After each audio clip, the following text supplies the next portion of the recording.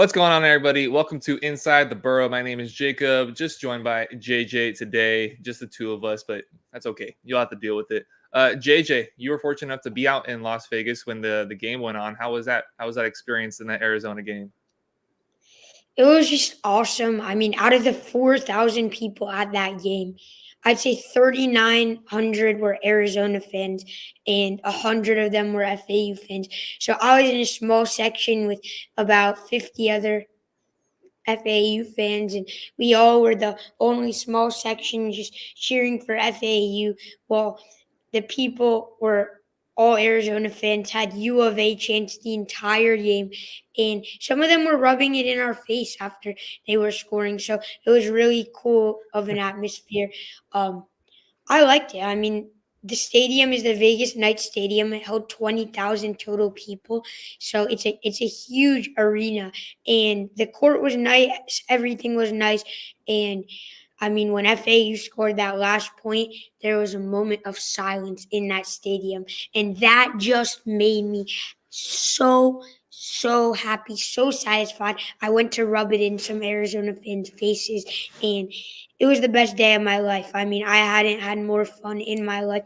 It was the best Christmas gift I could ever have ever had. And just watching a comeback, I mean, it was 17-3 to start the game. My dad said, let's leave after 17-3. Uh, It and was I not looking and good. it was not looking good. And I made him stay. And it ended up being one of the best decisions of our lives. And, we saw the game of the year. So just, it was so cool, so fun to go. And I'm so lucky. Yeah, it was a really good Christmas present for all of us FAU fans. I hope everybody here listening in had themselves a really good Christmas, really good holidays. Hope everybody stayed safe, had a good time, spent time with family. I know I did, and that was a really fun present to see. You know, we got to that a few days earlier. You were fortunate enough to be at the game. I wasn't quite as fortunate. I was actually at work watching on my phone. And then I got to see the overtime though when I was on break. So you were in the stadium. I'm sitting in the corner of a Taco Bell watching the game on my phone. Not quite the same standard. You know, I got to go up last year for the tournament run up in New York and then Houston. And for me, that was like the greatest ever experience. But this was FAU's greatest ever regular season win in program history, being the number 4 team in the country. I think it was kind of interesting that Arizona didn't move in the standings at all. Like, obviously, we went up to 7, but I thought it was really weird that they stayed there at 4. Yeah, I agree. I mean, but like their two losses were to two top 10 Yeah. teams. And one of them was in double overtime, and one of them was by 5 points or 6 points to a Purdue team who is the number one team in the country. And they tied the game up in the second half with Purdue. And it was obviously a neutral site, but it was in Indianapolis. So, like, that game is technically a road game because it was in Indianapolis, and Purdue is obviously 30 minutes I think from Indianapolis. So you know their two games were one on the road, one in double overtime, and both losses were within 10 from two top 10 teams. I don't think you can fault Arizona for that. I mean, they played a really good game against a really good FAU team, and it doesn't get much closer than that. And with UConn, who is number 5, losing, then that set up a gap because obviously UConn lost to Seton Hall. The number 6 Marquette, they lost to Providence. Um, Number 7 Oklahoma lost. So 5, 6, and 7 all lost. So you would have had to jump up number 8, which was Kentucky or Yeah. UNC. Yeah. Kentucky, It right? goes Kentucky, UNC. Yeah. Yeah, Kentucky, number 8 to number 4. I don't think you can do that. This is a Kentucky team who has dropped the game to UMC, Wilmington, and um, lost a few other games. I believe one to Kansas as well. So I don't think that Arizona deserves it because Kentucky's losses were a lot worse. But FAU moving up to 7, I think that's around the right spot, maybe a little Yeah. bit too low. The coaches poll has us at 6. The AP has us at 7. So that is just a general consensus where we should be put. But you look at that top 10. I mean, you look at Purdue, Kansas, Houston, Arizona, UConn, Tennessee, FAU, Kentucky, North Carolina, Marquette. That's a lot of talented teams. That's a lot of great coaching. Any 10 of those teams, if you said they made the national championship at the end of the year, I don't think anybody would be surprised. I mean, North Carolina is 9. They lost 2 games last week or within the last week or two to both UConn and Kentucky. They then beat Oklahoma, who at the time was 9th. They're now 12th. So there was just a lot of good basketball going on in the last week or two. But that starts with the FAU Arizona game, like we started talking about. Double overtime, 96-95.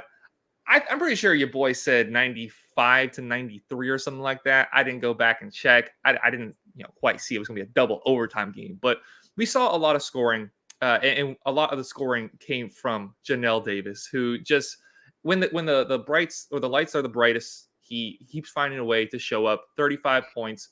Vlad Golden didn't have his best game. He fouled out. He only had 7 points, but it was Janelle. Jalen Gaffney with 20 points. He's really stepped up in his second year here with the Owls. And then you look over at the Arizona side.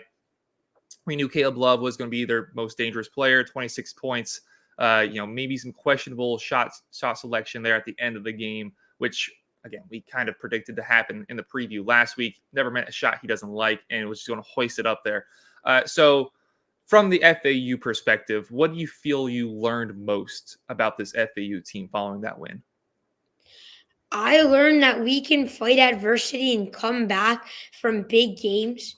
And I learned a lot about individual players in this game because individual players stepped up. John L. Davis being one of them. He really took over that game late in the second half, having 35 points. He is the best player in the American Athletic Conference, the best. He is someone who you can always rely on, has a really quick first step, can get to the hoop really well, can shoot the three well as well, and plays good defense. He had 3 steals in that game. His hunger to get the ball is apparent, and he's someone who I think is the best player in the AAC and can really change games, can really take over games for FAU. Dusty May's a guy who thinks everyone should get the same minutes, same amount of points, is a very, type of guy that believes in unselfishness. Sometimes you're going to need John L. Davis to take over games. Second thing, I learned Jalen Gaffney got his confidence back.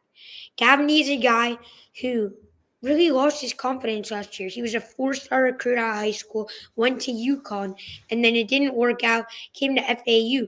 His confidence was pretty low.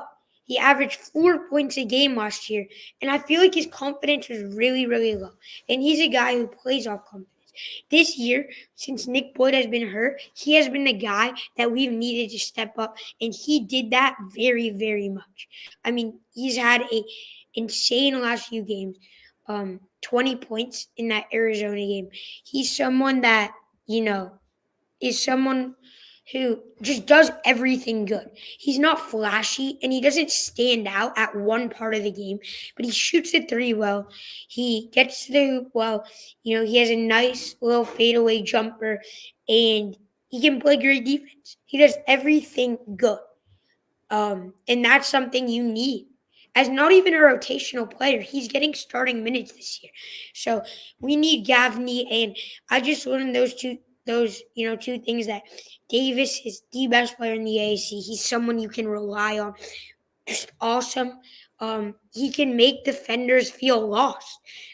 Like when Pele Larson and Caleb Love were going up against Nelly one-on-one, Nelly would just take him to the hoop and score. So, yeah. Yeah, I think I was most impressed by Jalen Gaffney's performance, and he's been somebody that's a little bit of an unsung hero so far this season. He is the primary ball handler, bringing the ball up the floor, and then does well to distribute the ball around. Leads the team in assists with 3.8 per game. But when he gets his own shot, does very well. 56% from beyond the 3-point arc, 94% free throw shooter, 50% from the field. Very efficient, very effective in everything he does. Doesn't make a lot of mistakes. And yeah, when he first came over last year, like I forget who that very first home game was last year that we played, like one of those smaller schools. But I remember, I think it was Lynn. I'm pretty sure it was Lynn. I wasn't sure if Lynn played the boys or the girls, but And I he think it had was Lynn. 23. I I don't remember the score. I don't remember what he had, but I remember that first half watching him, and it felt like he looked a little awkward, and it felt like he didn't quite fit into the offense, and I wasn't quite sure who he was. And then I found out he was from UConn, and I was, it was a little head scratching. But we're now seeing that talent that he had as a 4-star recruit, that he had playing in that UConn team. We're seeing him come out of his shell and really feel that he can dictate a game and have his own impact on a game, and not just be one of the guys. And especially like you mentioned with Nick Boyd going down, we needed some other guard to step up, and he's done that. He doesn't draw a lot of attention. He doesn't, he's not really flashy like you mentioned, but he is a utility guy that can do everything for this team. And you feel very confident in a 3 or 4 guard set with him out there, as well as Elijah Martin, as well as Janelle Davis, and then just your next best guard, whoever's playing the best, whether that's Weatherspoon, whether that's Greenlee, whether that's Boyd, whoever that is that in that moment or in that set of games is playing their best ball. I feel very confident with it being those 3 guys and just somebody else. Janelle Davis just continues to impress. You get to see what potentially could have led him going to the NBA last year. I mean, everybody was saying after the game, like, Janelle Davis is what Caleb Love thinks he is. He can find any shot. He can get to whatever, wherever he wants, whether it's driving to the basket, whether it's his 44% from beyond the 3-point arc, whether it's getting to the baseline. He finds his shot and he hits his shot. Caleb Love finds his shot, and God knows where the ball ends up going afterwards. And they did it with Vlad Golden going down right before the overtime. And I love to see the determination, the unselfishness, to battle through that, the discipline to battle through your big man going down. We've talked about a lot the difference between when Vlad Golden's on the floor and when he's off the floor, how this offense is much less efficient. And there was other guys in foul trouble. I think we had 2 or 3 other guys with 4 fouls in that second overtime period, and it was only Vlad that fouled out. So the discipline to stay on the floor, to play sound defensive basketball, and then just to make your shots, to not get overwhelmed in the moment. Like you mentioned, there was way more Arizona fans than FAU fans. It was really an away game, not just a neutral floor game, because obviously they're much closer to Arizona out there in Las Vegas. So the ability to just stay together, play well, I think is a really good test for this FAU team. We've won against 2 ranked teams now so far this season, only falling to Illinois up in New York. The discipline, the fight, the coaching, I just felt so impressed on every single metric on Saturday from this FAU team.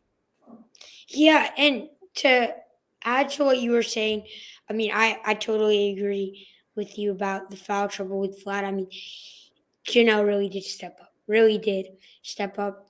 To add on a few things, you're 100% right. I mean, I think Phoenix is 4.5 hour drive to Vegas, so way easier for the Arizona fans to come out. Now, I don't 100% agree on John L being exactly like Caleb Love. I think It's not Elijah a Martin. one. I feel like Elijah Martin is more like Caleb Love, because Caleb Love Caleb Love is like very confident. Like he feels like, but he's not selfish because he believes truly that he is the best player on Arizona and that he should have the ball. A lot like Elijah Martin. 2 guys that are very confident in themselves. And it's a good thing that I think Elijah Martin is, because Elijah also just is taking threes in the second half up 62-54. He just takes a 3 from near half court. I'm not saying he's exactly Caleb Love, but if he's in the opportunity of Caleb Love, he's very confident in himself. So I compare Elijah Martin to a lot like Caleb Love, because Elijah can take a shot from anywhere. Is he going to do that? No, he's a lot smarter than Caleb Love, but yeah, I think Elijah is more like.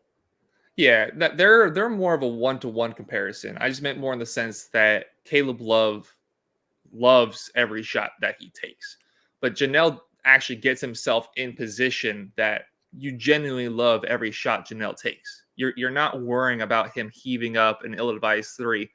He's not afraid to get in uncomfortable positions on the post. He's more likely to take a kind of awkward shot, on the post, within 6 feet of the basket than he is from beyond the 3-point arc. That, like, we saw him make really off angle shots at the end of that game where he's like leaning back over the bigger defender and really having minimal impact on that shot. Those are the questionable shots where he's working his man to the basket, a little bit of an awkward angle, but still is able to get it up and get it in the hole.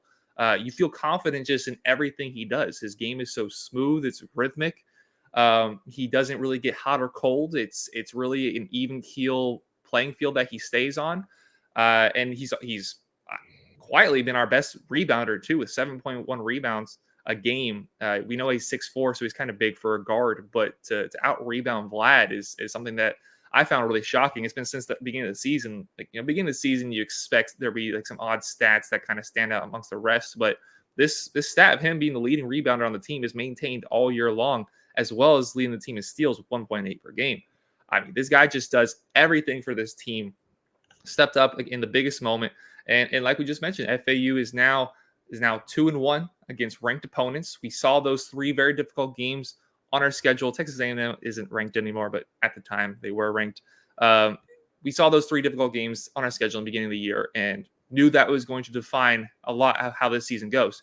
You could win every other game this season, but if you lose, even if you lose bad to those 3 ranked teams that we saw on our schedule, then that's going to define us up until tournament time.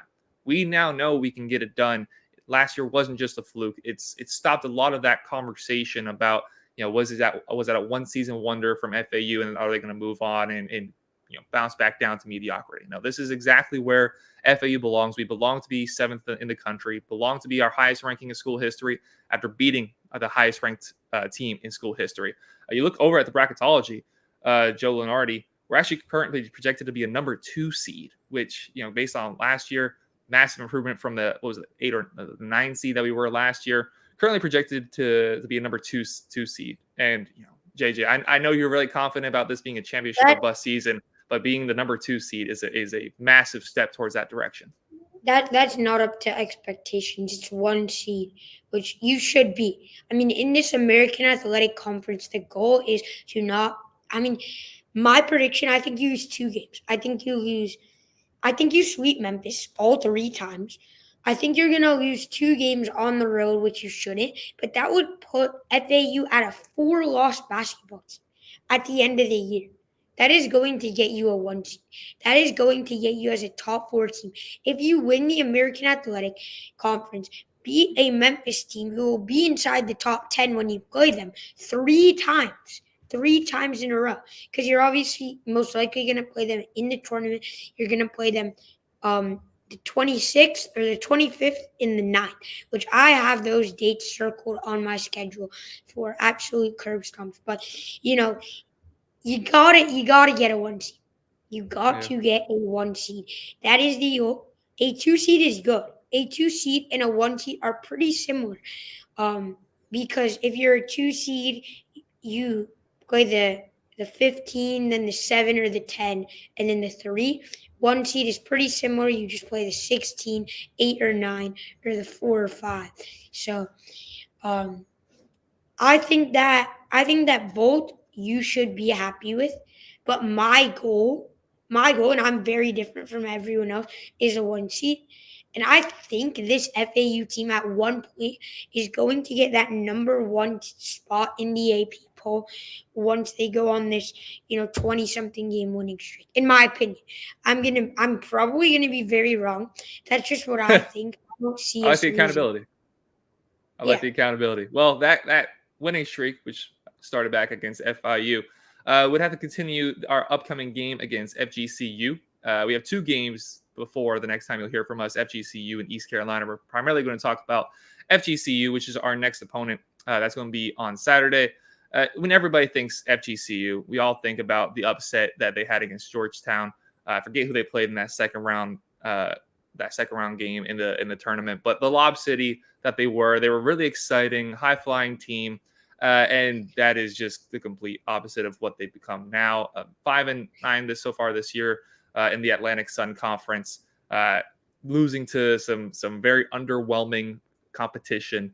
But they are on a little bit of a 2-game winning streak, but they are likely to be going into this game without their best player, Isaiah Thompson. He's had multiple stints this year where he's been hurt, hasn't played since the end of November. So JJ, when you look at this FGCU squad, what stands out to you? Yeah, so as you mentioned, Isaiah Thompson, their leading scorer has an upper left ankle, I think it was, injury, and he's doubtful to return this Saturday versus FAU. But when I see this FGCU team, a lot of players are injured. But one guy who has been able to stay healthy this entire season is Keyshawn Kelman. He's someone who, is a bit bigger. He's a 6'8", um, small forward. So he's a bit of a big small forward, you could say, but he's stepped up in games that they've needed him to step up. He had 14 in one of their biggest games of the season versus Pitt. I believe he had 14 versus Indiana, where that was a game where they could have won. They were down 3 with like 10 seconds left, and he heaved up a 3, and it went no good. But he had 6, but he had 14 against Pitt, which is a good game. And then that Cincinnati game was a game I was able to watch. It was televised nationally, I believe, on TBS, and they just got absolutely blown out. But he was the guy. He scored a third of their points. He had 23 points in that game, and he's someone who is big, but can also is fast and athletic. Like, he can scare me because if he's going up against a player like who our quote unquote small forward is Elijah Martin, because we play 4 guards, he'll be going up against a 6'2" guy on the floor. So he's someone that worries me. One other guy that worries me is their center, Andre Weir. Now, I was talking with an FGCU alum yesterday, and he was telling me that the problem for Weir is a lot like Vlad Golden. They both get into foul trouble very, very much. What he said, if Weir gets into foul trouble, that's the game. You guys win by 40. Because Weir is someone who is their biggest guy on the team. Their only listed center at 6'10". A South Florida native out of Hollywood. He's someone who sort of worries me. He only averages 6 a game, but he's had some games with 12, some games with 15.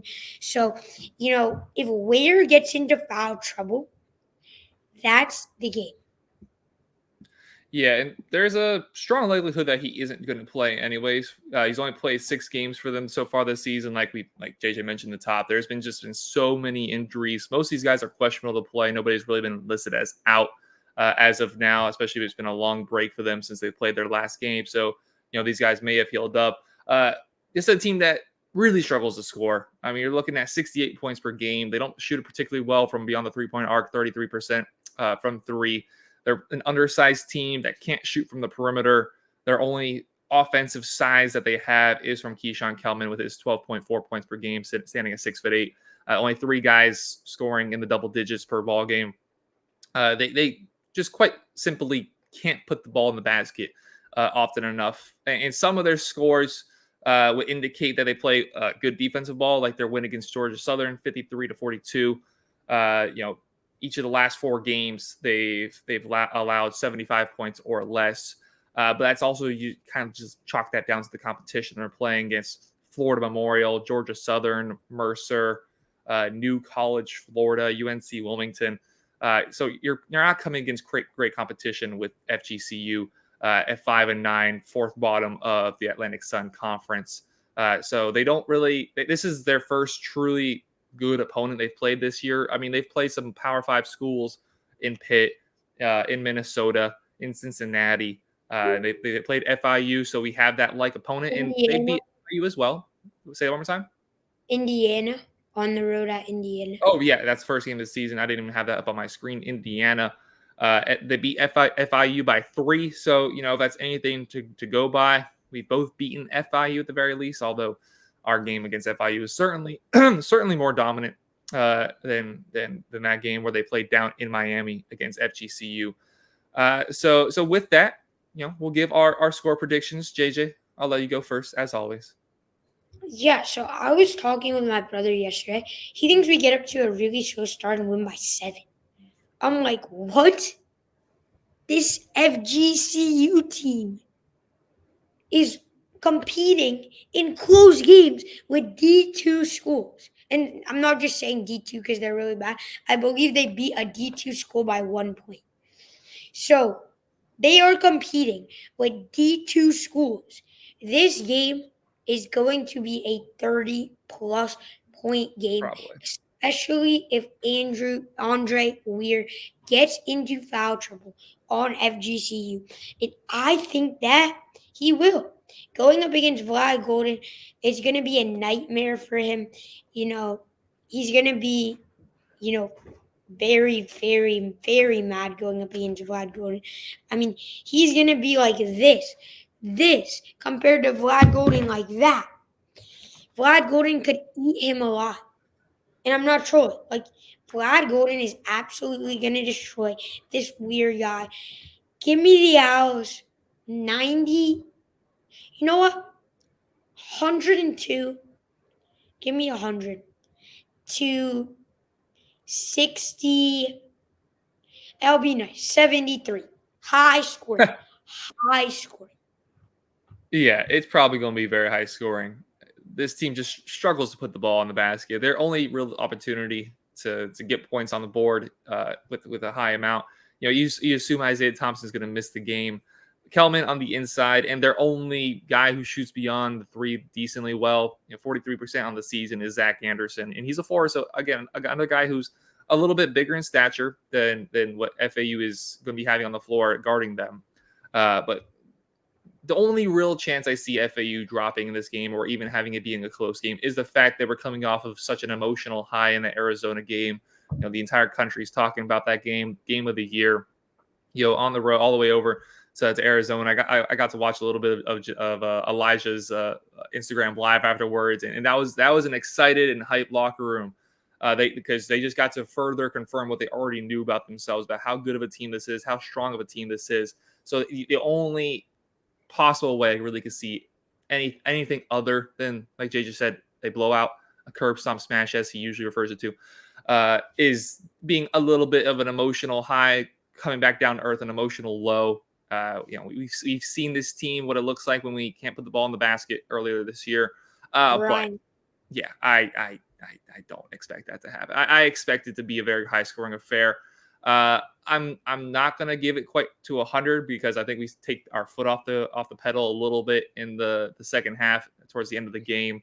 So I'm gonna go with 91 to 62, just about 30, but easily handling against this FGCU team. And then we have East Carolina coming up on Tuesday. That's the first. That's the first ever. Don't worry, JJ. I know.